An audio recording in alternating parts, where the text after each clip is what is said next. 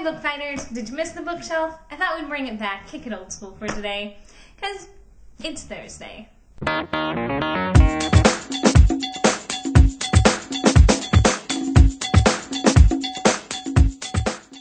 Okay, Dan, I just have to say I was really excited when you said you were going to read the Paris Hilton book. I literally clapped and cheered in my chair while I was watching your video. I should have had the response filmed. And also, your response to The Human Centipede, I accept your position. I accept your position. That's all I'm going to say. Though, still, horrifying movie. Anyway, moving on. We have a book to talk about. Because this week, I read Ode to Kirihito, per Dan's assignment, request. I don't know. Now I have to start, before I talk about the actual book, by saying I'm not a big fan of graphic novels. I've tried to read them before, and I have trouble getting into them, because just for me, personally, I feel like it gives you too much information to really use your imagination, because every scene is obviously illustrated. So you see the characters, you see the exact action in the rooms and all of that, and so there's not a lot of space for imagination. But I feel like it doesn't give you enough information to be really dynamic either. It's kind of like, for me personally, it's just sort of this uncomfortable in-between, and I can't ever really get into them that much. Not to say that we should do away with the genre. Lots of people love them, and that's great. It's just not my thing. So while going into this, I had that in mind. I was like, I already know how I feel about the genre, so I'm not going to let it affect the way I feel about the book. I'm going to give it its fair shot, despite my own personal issues. And I have to say, I found this book troubling. In a lot of ways, especially its treatment of women. It is disgusting the way they treat women in this book. They kind of have this Madonna whore complex, but then none of the women actually get to be the Madonna, really.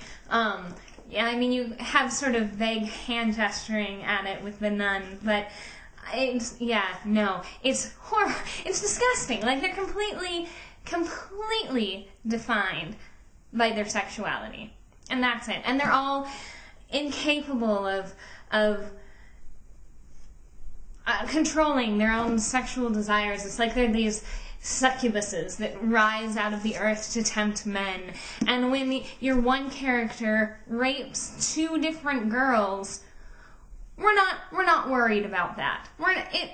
He was overwhelmed. He couldn't contain himself. Or when Kirihito, our hero, within days of leaving his fiancée, when he goes on this mission, goes and sleeps with this other girl, it's fine. She was cold, so what's he to do? You know, I mean, it's horrible. It's horrible the way they treat women. And the human tempura girl, really? And any other time you see a girl, they almost never have clothes on. Almost never. And if they do have clothes on, it doesn't last long. There's not a single girl in this book that you don't see naked at some point. So, yeah, treatment of women, absolutely horrible. But that's not the only thing I found troubling about it. It was also, it seemed to criticize classism and elitism and racism in other cultures while being profoundly racist, classist, and elitist itself. So it was like completely unaware of its own hypocrisy in this respect. Like, some of the things in this book, if it were an American book, an American writer trying to do this, it would be a scandal. And people would not, it would never happen. Because it's just, especially when they go to the black village in South Africa, just the illustrations in that part. I'm like, what is this? The 1950s? Are you serious right now? So yeah, I find this book troubling. The story was okay. I mean, there was a little bit of dubious science in it, but I can look past that. I can accept some dubious science. And the head of medicine guy, I didn't understand him. He was like, it's a contagion. And for some reason, he was married to this idea. No reason at all to be so convinced. He just is. He's just, that's what it is, and that's all he's going to do. And nothing's going to change his mind. So I didn't really understand. I mean, I could go along with that if there was some reason why he was so, like, fixated on that it has to be contagious. But there wasn't. He was just, that was his idea, and he was sticking with it. Like, okay, whatever. There were some moments that made me laugh, and I think that they came mostly from the fact that it's a translation, and it comes from, you know, different cultures. But, like, when the doctors go get dinner, and he's like, ramen noodles, and he orders it with, like, such a grin, and then the other doctor's like, I'll have the same. Like, didn't you get enough ramen noodles in med school? I can't think of any doctor that would be like, yes, ramen noodles. That made me laugh. And then there's some, like, weird phrasing in it. I think that that's just a matter of the fact that it's a translation. Also something I can totally forgive, but it tickled me. Like, oh, I have it marked. Okay, so in this one part, a patient is dead. This guy's whole presentation is up in the air, and he goes, this is terrible, what a pickle, oh my. Like, that's cute. That's cute.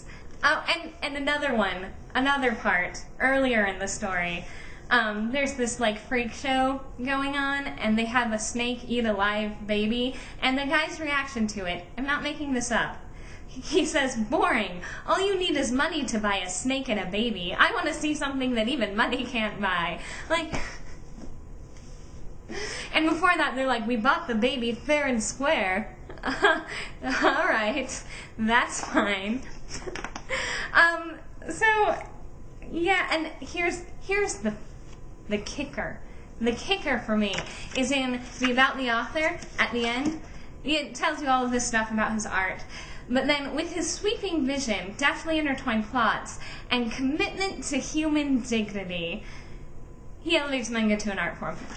Commitment to human No.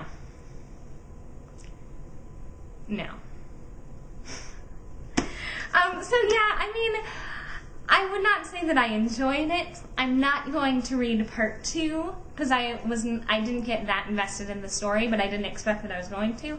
But it was entertaining for its flaws. Like, for me, I enjoyed reading it because it was just so ridiculous in so many ways. I was just, like, appalled to the point where it was funny, and so it just came back around. I'd be reading it and be like, ah, and, like, gesticulating because I just couldn't keep it in.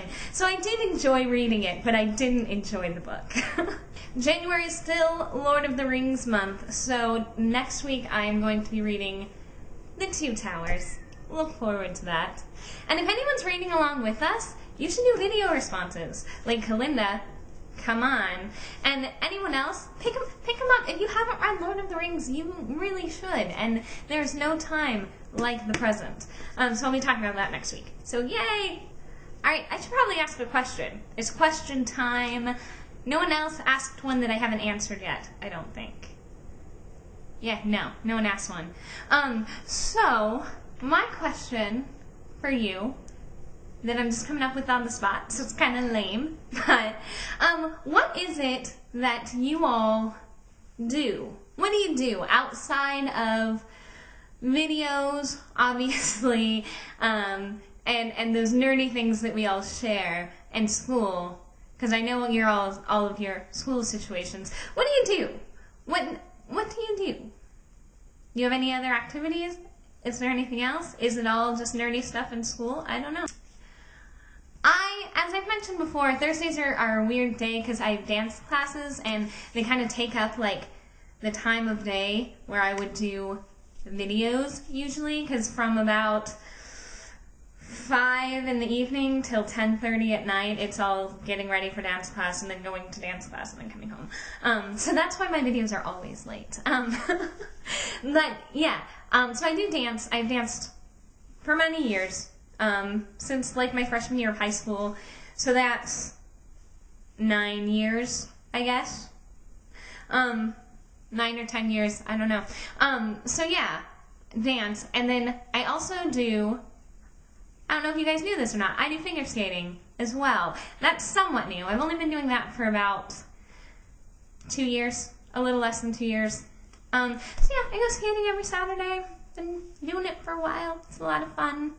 I'm not to the point where it would be like interesting to watch me yet, but I'm still usually the best one on the ice rink during public skate, so so that's something. Yeah, that's what I do. I wanted to start listing things that I used to do, but I don't do them anymore, so that's kind of pointless. Oh, I also do art. I went to art school for 1.5 years, and I took lots of art classes before then. I really enjoy it. So yeah, I do a lot of drawing. That's what I did yesterday pretty much all day. Oh, and I also do podcasts. You guys know that already. I think I've mentioned them on here. Yeah. I have 2 podcasts. One already has episodes out. One will soon. And I'll let you know when that happens. But yeah, so those are the things that I do. What do you do? I would like to know. And Julia, I will see you tomorrow.